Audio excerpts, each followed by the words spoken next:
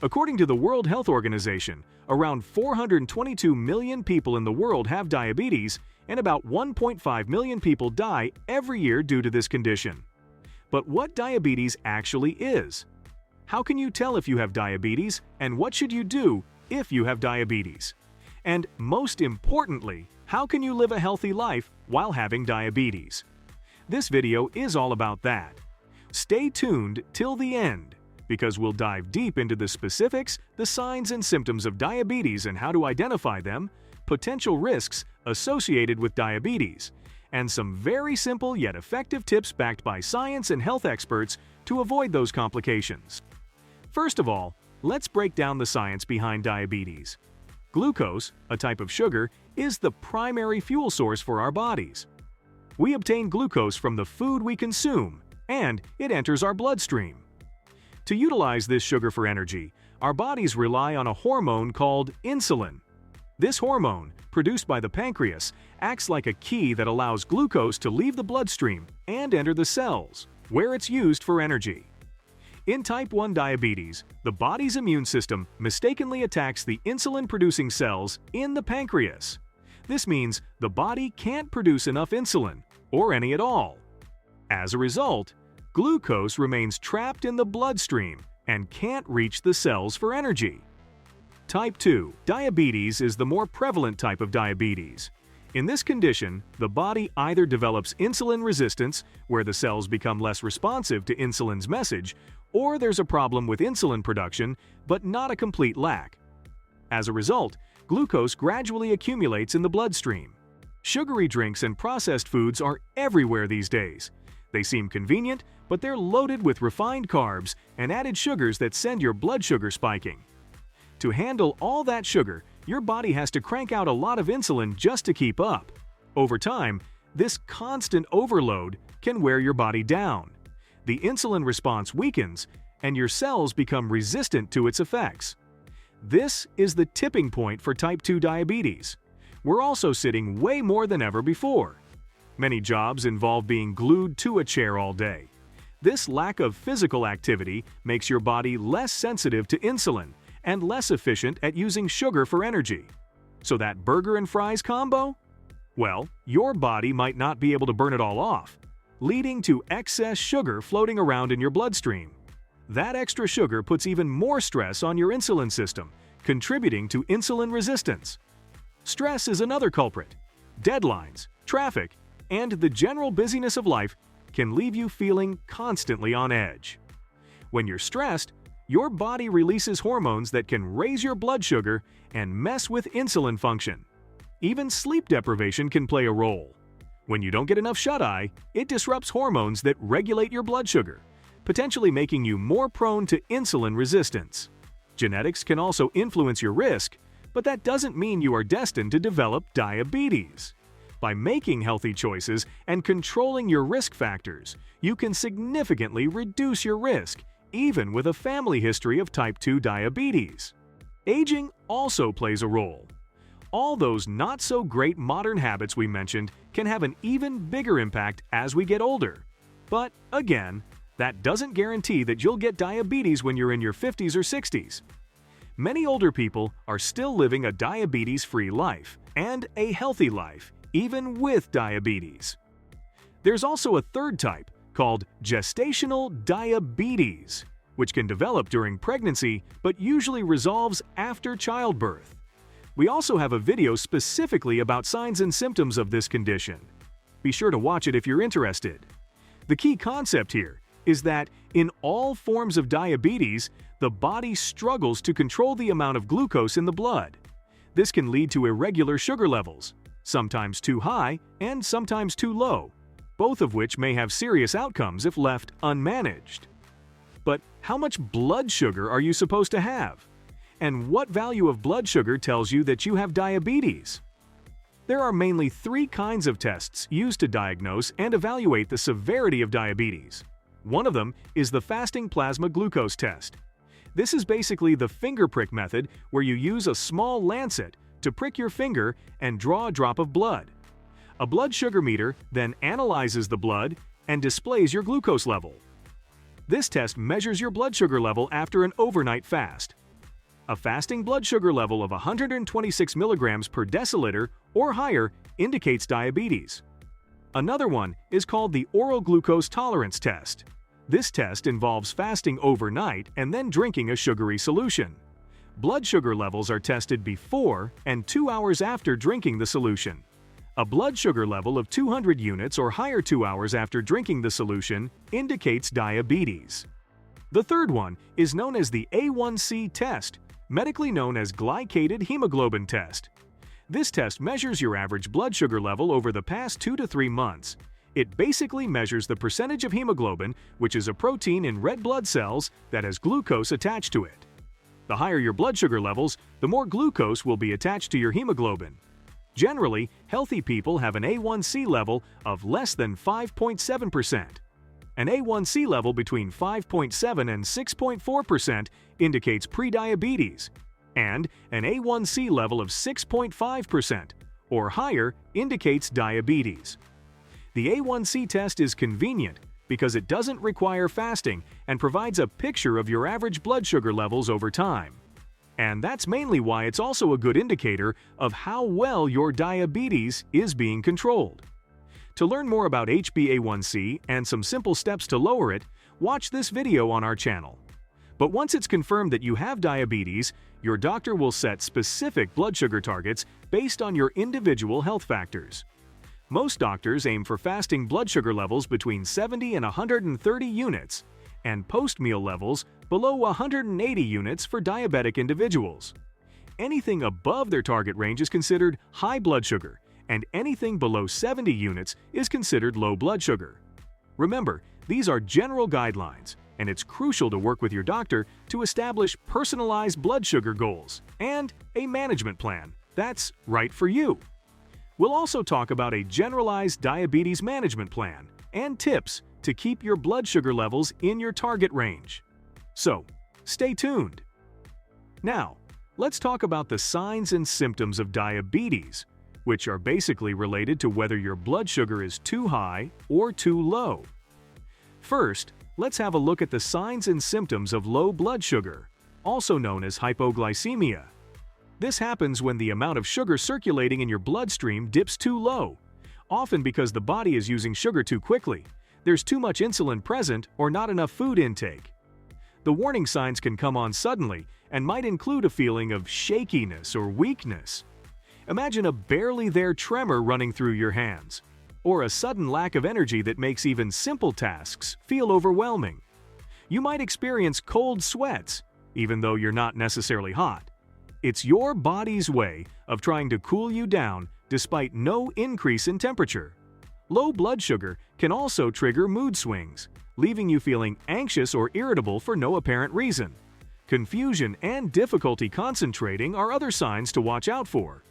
You might feel foggy, like your thoughts are sluggish and scattered. Your body might send hunger pangs as a signal to raise blood sugar levels, a primal urge to get some much-needed fuel back into your system. Headaches, dizziness, and a rapid heartbeat can also occur as your body tries to compensate for the lack of sugar. This rapid heartbeat can feel like your heart is racing in your chest, a noticeable fluttering that can be quite alarming. High blood sugar, also known as hyperglycemia, is the more common culprit when it comes to diabetic symptoms. It occurs when the body struggles to properly use the sugar in your bloodstream for energy, often due to insulin deficiency or resistance. Unlike the sudden onset of low blood sugar, high blood sugar symptoms tend to develop more gradually over time. One of the earliest signs is frequent urination. When your blood sugar is high, your body attempts to expel excess sugar through urine. This can make you pee more frequently than usual. The exact frequency of urination that indicates a problem can vary from person to person. But generally, urinating more than 8 times a day or waking up multiple times at night to urinate, which is also known as nocturia, can be a sign of diabetes or prediabetes. Frequent urination is also closely related to frequent thirst, which is another sign of high blood sugar and diabetes. This happens when your kidneys trigger your body to draw more water from your bloodstream and tissues. As the body loses more water through urine, it tries to compensate by triggering thirst signals in the brain, prompting you to drink more fluids to maintain hydration. Another sign of diabetes is excessive hunger. Even though you might be consuming enough calories, high blood sugar can leave you feeling constantly hungry. This is because the sugar isn't reaching your cells for energy, triggering your body to crave more sugary or high-carb foods. Another sign is unexplained weight loss. People with type 1 diabetes often experience weight loss as a symptom before their diagnosis. This is due to the body's inability to use glucose for energy, leading to the breakdown of fat and muscle for energy, causing weight loss. Weight loss can occur in type 2 diabetes too, but weight gain is more common in people with type 2 diabetes, especially when the condition is poorly managed. Insulin resistance can lead to increased hunger and overeating, contributing to weight gain. Plus, when you have insulin resistance, it means that the cells and tissues in your body need more insulin than they did before to achieve the same effect. This also speeds up the conversion of extra sugar into fats that end up getting stored around your liver and abdomen. And that's mainly why people with diabetes or insulin resistance are more likely to have non-alcoholic fatty liver disease and extra belly fat. Not only that, insulin resistance also makes it more difficult for your body to burn stored fats. So when you're becoming insulin resistant or pre-diabetic, you might notice a gain in body fat and a loss in muscle mass, and find it difficult to lose belly fat even on a low-calorie diet. Another long-term sign of high blood sugar is blurred vision. Consistently high blood sugar can affect the lenses in your eyes, causing them to swell and distort your vision. This blurring can be temporary, but it's crucial to see a doctor if you experience it. Another sign of diabetes is the slow healing of wounds. This can happen due to many reasons, as high blood sugar affects many crucial functions that control or facilitate wound healing, including nerve function, immune function, blood circulation, and collagen production. High blood sugar is also linked with high levels of inflammation. Inflammation is basically our immune system's response to any injury or infection. In other words, the redness or swelling that you see around a wound is inflammation and is a sign that your immune cells are there to fight infections. But high blood sugar can make the immune system overreact, leading to prolonged inflammation. High blood sugar can also disrupt the function of immune cells. This can increase your chances of developing infections around a wound.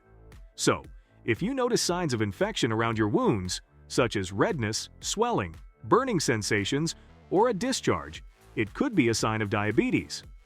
We also have a video about 10 signs of diabetes that show up specifically on the skin. Be sure to watch it too. Besides these signs, there are other potential risks and complications associated with diabetes which can be life-threatening if not medically attended on time. One of these serious potential complications is diabetic nephropathy, and it's also very common in diabetes patients. In fact, according to CDC, about 1 in 3 adults with diabetes have chronic kidney disease. And studies show that about 30% of people with type 1 diabetes and about 40% of patients with type 2 diabetes develop diabetic kidney disease. It happens when high blood sugar damages the tiny blood vessels in the kidneys that filter blood. Over time, this damage can silently lead to kidney failure, requiring dialysis or kidney transplantation. Remember that in diabetes, kidney disease is often silent in its early stages, with no noticeable symptoms. Symptoms typically start to appear when kidney function is significantly impaired, usually after significant damage.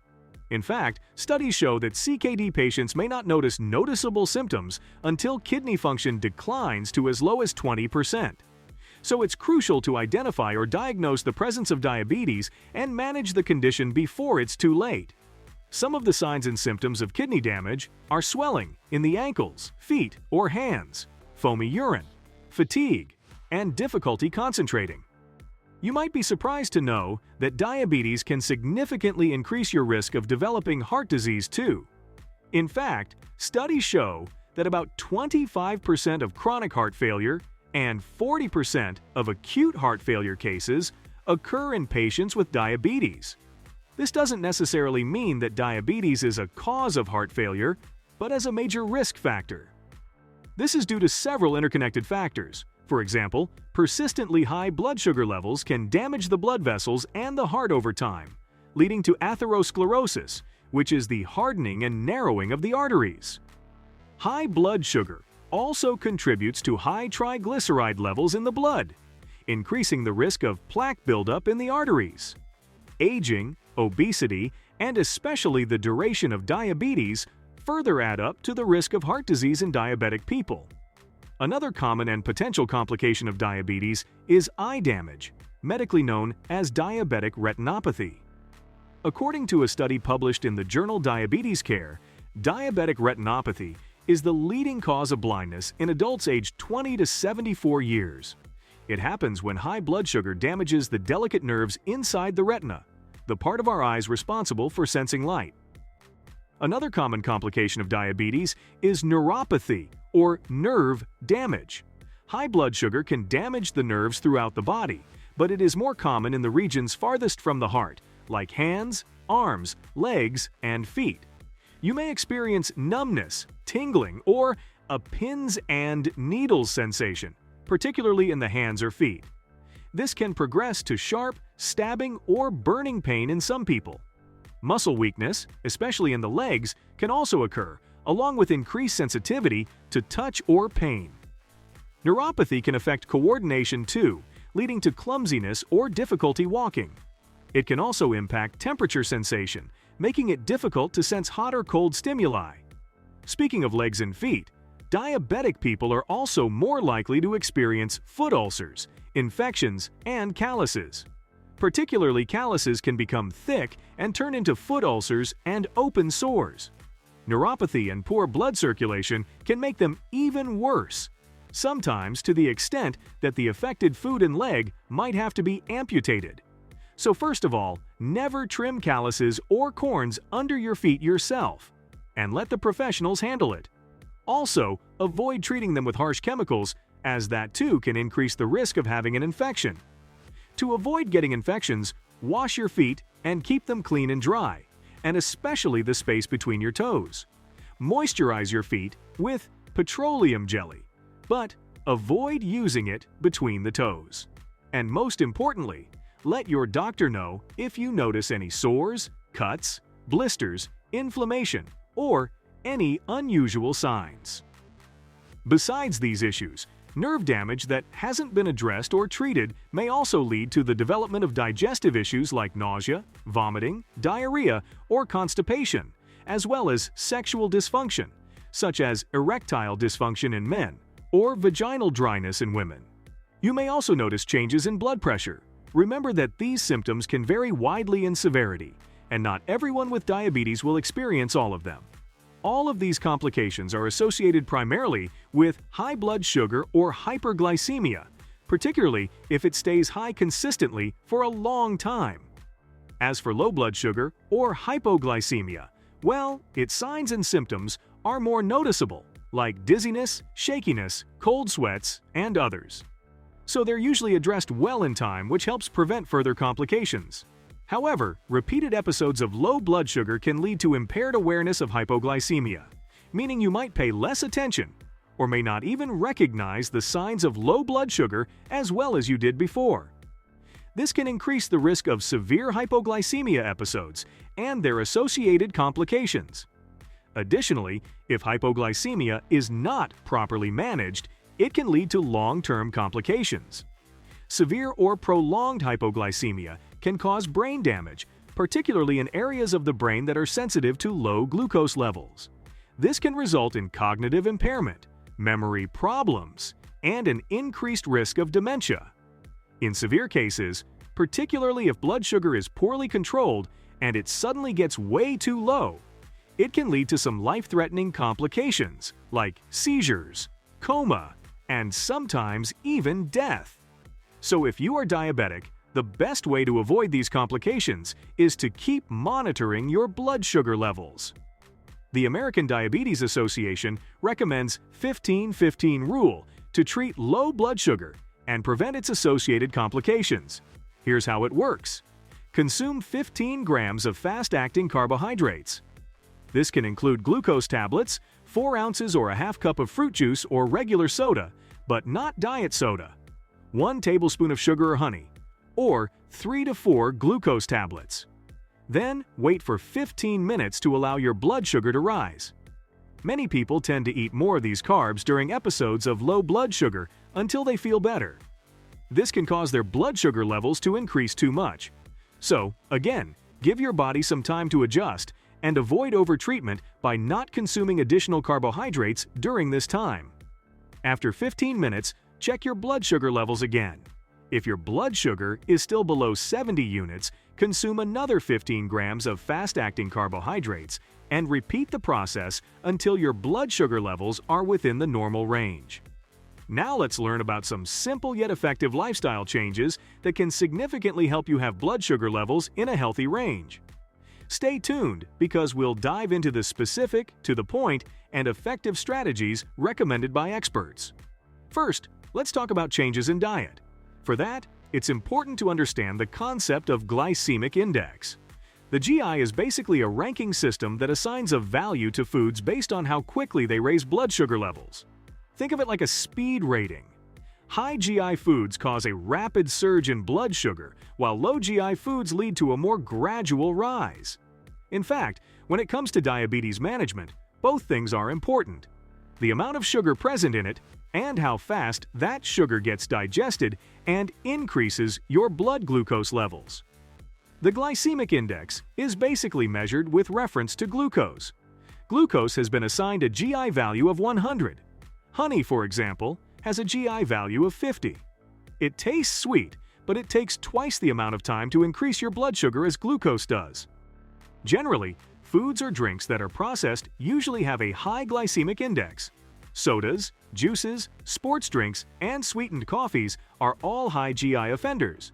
These are packed with simple sugars that enter your bloodstream quickly, causing a spike.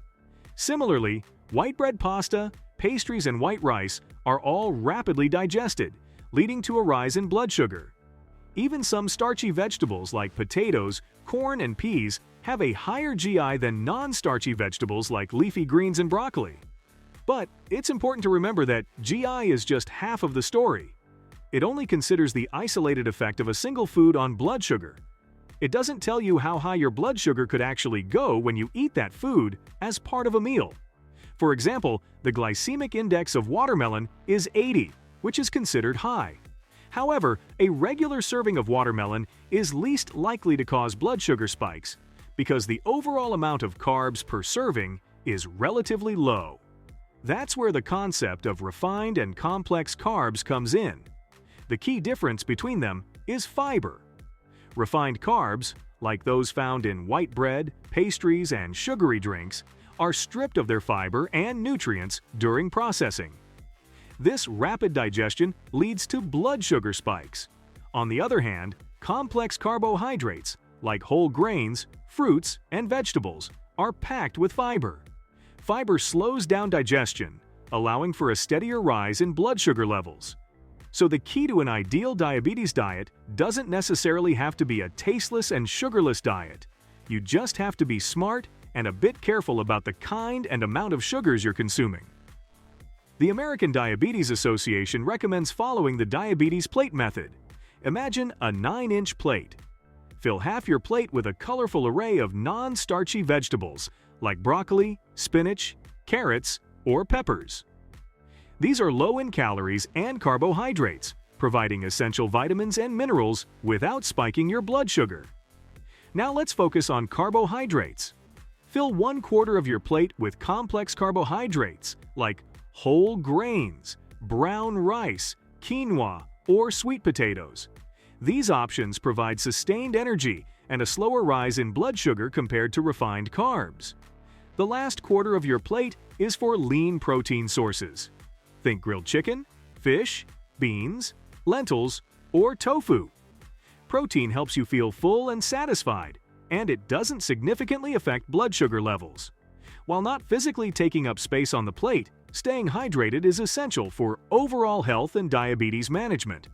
The American Diabetes Association recommends opting for unsweetened drinks like water, unsweetened tea or coffee, or sparkling water with no added sugar. These beverages quench your thirst without adding calories or carbohydrates that can affect your blood sugar levels. Remember, even seemingly healthy drinks like fruit juices can be high in sugar. Speaking of fruit juices, while not a main focus on the plate itself, the American Diabetes Association recommends including a small serving of fruit with your meal. Fruits do contain sugar, so choose options lower on the glycemic index like berries or apples, and be mindful of portion sizes. Lastly, a drizzle of olive oil, a handful of nuts, or a dollop of avocado can add healthy and essential fats to your plate. These fats help with satiety and slow down carbohydrate digestion, promoting steadier blood sugar levels. To know more about which foods to eat and which foods to avoid if you're diabetic, make sure to watch these videos on our channel. Now, let's proceed to the second most important aspect of diabetes management: regular exercise. Regular exercise helps to control various risk factors for diabetes and prevents many complications associated with diabetes we talked about earlier. For instance, exercise helps your body use insulin more effectively, improving insulin sensitivity and allowing your cells to absorb glucose from the bloodstream more readily, leading to healthier blood sugar levels. Physical activity can also help regulate the liver's production of glucose, preventing it from releasing too much sugar into your bloodstream. On top of that, exercise also helps you shed those extra pounds of fat, which is a major risk factor for type 2 diabetes. Plus, physical activity can boost mood, reduce stress, and increase energy levels, all contributing to a better overall quality of life for people with diabetes. Not just that, regular exercise also helps to lower triglyceride levels in your blood, improving blood circulation, keeping blood pressure in a healthy range, and consequently preventing heart attacks, strokes, and symptoms of neuropathy, all of which are closely related to diabetes. Of course, being a diabetic, you might not be able to do as well in exercise as other people do. Here are some easy yet extremely effective tips to follow, as recommended by experts. Number 1. Always ask your healthcare expert before starting any new exercise routine to ensure it's safe for you. Number 2. What's the best time to exercise? Aim for 1 to 3 hours after a meal when your blood sugar is likely to be higher. If you use insulin, test your blood sugar before exercising. A reading below 100 units suggests you might need a small pre-workout snack, like fruit, to prevent hypoglycemia. Test again 30 minutes later to ensure your blood sugar is stable. Always check your blood sugar after particularly strenuous workouts too. Remember, insulin's effect can linger for hours. Your risk of hypoglycemia might be highest 6 to 12 hours after exercise, so monitor accordingly. Number 3. The American Diabetes Association recommends doing moderate intensity exercise. Aim for 3 to 7 days a week, accumulating a total of 150 minutes. Walking, swimming, or cycling are all excellent options. If you prefer something more intense, 3 days a week with a total of 90 minutes is recommended. Jogging is a good example. Based on your individual health condition and given go-ahead from your doctor, strength training is also a good option. Don't forget about muscle strengthening exercises like weightlifting. Aim for 3 days a week to build strength. Number 4. Even doing something as simple as taking a walk after meals can make a huge difference. While most people with diabetes can start walking without a doctor's clearance, there are situations where a pre-exercise stress test might be advisable, as recommended by the American Heart Association. For example, when you haven't been active and have a diagnosed cardiovascular condition, you experience occasional chest pain or unexplained shortness of breath, you plan to jump right into a vigorous exercise regimen. Number 5. While longer workouts are great for overall fitness, multiple short walks spread throughout the day might be even more beneficial for managing blood sugar spikes. Research suggests that even a 10-minute walk after each meal can be more effective than a single 30-minute walk later in the day. Number 6. Start slow and gradually increase intensity and duration. Listen to your body and take rest days when needed. Number 7. Protect your feet. Wear well-fitting shoes to avoid blisters that could lead to ulcers. If you have neuropathy, choose low-impact activities that minimize the risk of injury. Number 8. Protect your eyes. If you have diabetic retinopathy, Avoid heavy weightlifting or high-impact exercises that could cause sudden blood pressure spikes. Light weights are safe, just remember not to hold your breath while lifting. Number 9. Stay hydrated. Drink plenty of water before, during, and after exercise. Number 10. Be prepared and watch out for signs of low blood sugar during exercise. Pack snacks, especially those rich in carbohydrates, to quickly raise your blood sugar if it dips too low. Always wear a medical ID bracelet indicating you have diabetes and whether you take insulin. Make sure to like this video and subscribe to the channel to support our mission to help improve your health. Thanks for watching and see you in the next video.